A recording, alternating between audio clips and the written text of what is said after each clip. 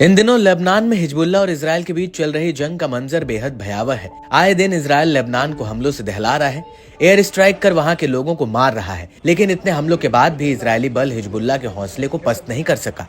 Hezbollah हर नए दिन के साथ एक नई ताकत लेकर इजरायली बलों को जवाब दे रहा है। अपने एडवांस हथियारों के दम पर हिजबुल्लाह इजरायल को कड़ी टक्कर दे रहा है। लेबनान में इजरायल के हालिया हमले के जवाब में अब हिजबुल्लाह ने कड़ी कार्रवाई शुरू कर दी है। जी हां, अब हिजबुल्लाह एक एक कर इजरायली बलों के समूहों को और उनके कब्जाए हुए इलाकों को निशाना बना रहा है और ताबड़तोड़ हमले कर रहा है।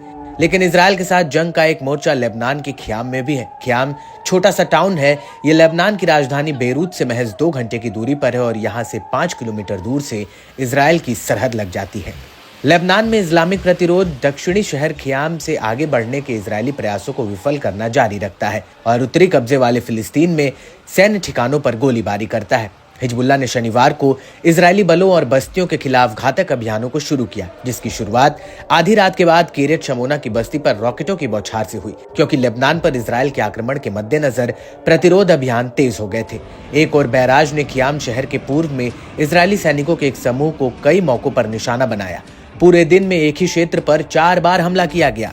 इसके अलावा हिजबुल्लाह के लड़ाकों ने चामा शहर के पश्चिम में एक निर्देशित मिसाइल के एक इजरायली मरकबा टैंक को निशाना बनाया, जिसके परिणाम स्वरूप वो नष्ट हो गया और इसके चालक दल के सदस्य भी मारे गए और वो कुछ घायल हो गए।